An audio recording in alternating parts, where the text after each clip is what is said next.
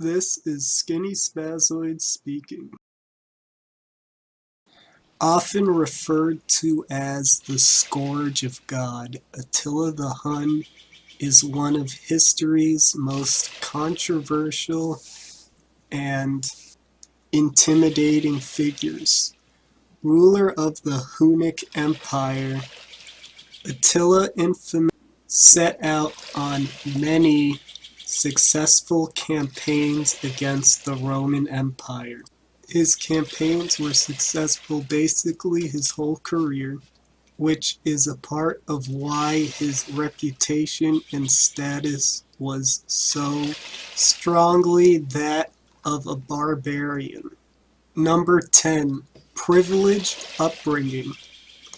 Despite his reputation as a barbarian who was uneducated, Attila was actually born into one of the most powerful families in the world.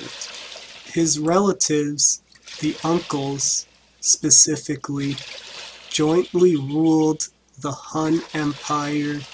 Attila was definitely greatly educated in archery, sword fighting, how to ride and care for horses, and was even bilingual, speaking both Gothic and Latin.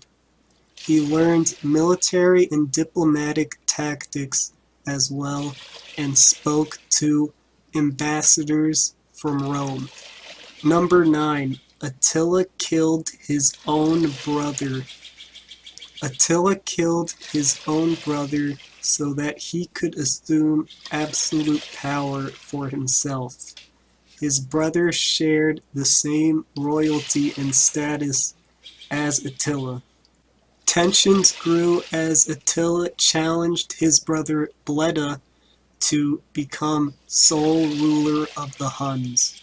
Bleda then plotted to assassinate Attila, which led to Attila gaining support for killing Bleda.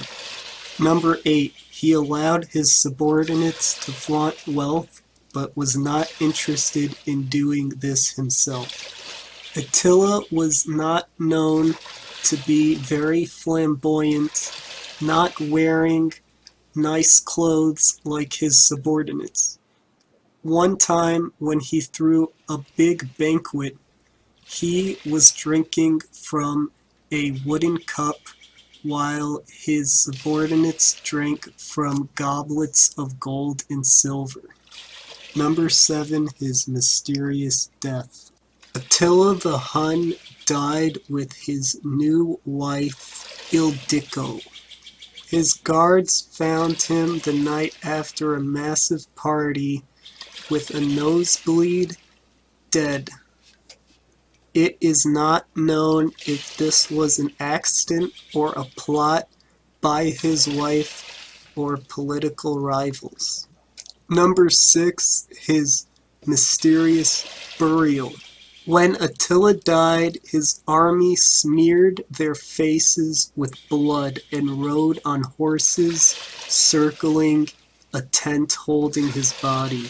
His body was encased in 3 coffins, 1 gold, 1 silver, and 1 iron. It is not known where his burial was, but people say that water was rerouted to flow over his grave, and also that some of his servants were killed in order to keep the burial site a secret, which is unknown to this day. Number 5. He invaded Gaul to win himself a wife. Honoria, a woman who was sister to the emperor of Western Rome, sent Attila the Hun a wedding ring saying that she wanted him to get out of marrying a boring Roman aristocrat.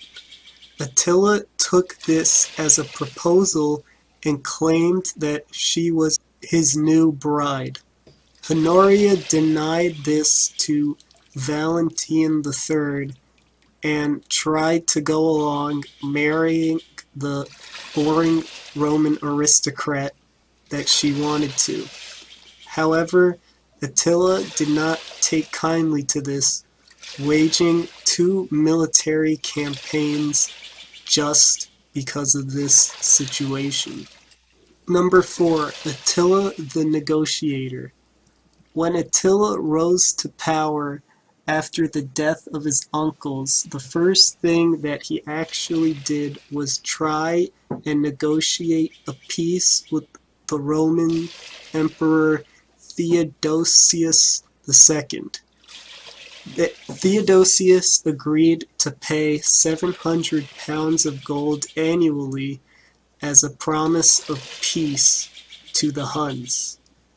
But a few years later, Attila claimed that the Romans violated the treaty and led a series of attacks on Eastern Roman cities.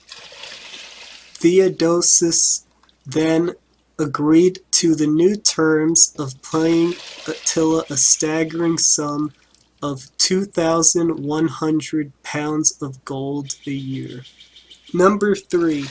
His only defeat was sort of a victory. Attila sent 200,000 Hun soldiers to invade Gaul. There he was betrayed by General Flavius Aetius, who teamed up against him with King Theodoric I of the Visigoths. The combined forces of the Romans and Goth army held back the Huns, although Theodoric the king died during this fight. Just 1 year later, Attila attacked Italy. Number 2, he was a bit of a military genius.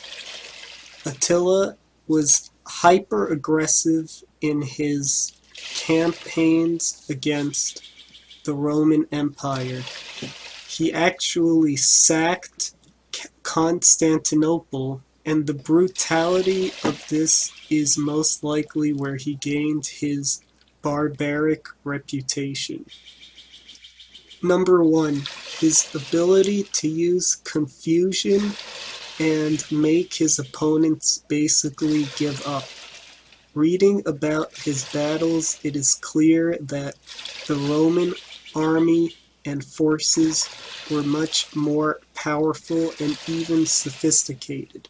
The fact of the matter is, though, that Attila was an expert at exploiting weaknesses in their infrastructure, and often many arguments would happen in between Roman officials while he was fighting them, causing a sense of disorganization amongst the Romans. Truly, Attila could only have been successful as the Scourge of God, as his success was reliant on annoying and confusing his opposing forces.